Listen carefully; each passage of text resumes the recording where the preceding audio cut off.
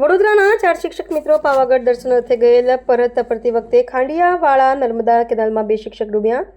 વડોદરાના 4 શિક્ષક મિત્રો પોતાની ફોર્ડ કંપનીની કાર લઈ પાવાગઢ ખાતે દર્શન કરી ઘરે જવા માટે નીકળ્યા હતા। ત્યારે વાઘોડિયા તાલુકાના જરોદ પોલીસ સ્ટેશનના હદ વિસ્તારમાં આવેલા ખાંડિયાવાળા નર્મદા કેનાલ પાસે શિક્ષક રાહુલ યાદવ, શિક્ષક શુભમ પાઠક, શિક્ષક વિદ્યુત પ્રકાશ રવિન્દ્રસિંહ, શિક્ષક અસીન મેજવ ઓઝા ચારેય મિત્રો વાતચીત કરવા માટે રોકાયા હતા। જ્યારે 3 મિત્રો કેનાલની પાળી પાસે બેસીને વાતો કરતા હતા, જ્યારે અન્ય એક મિત્ર કારમાં બેઠો હતો। તે સમયે રાહુલ યાદવ નર્મદા મેન કેનાલમાં હાથ પગ ધોવા ઉતર્યો હતો। તેઓનો પગ લપસતા પાણીમાં ગરકાવ થયો હતો।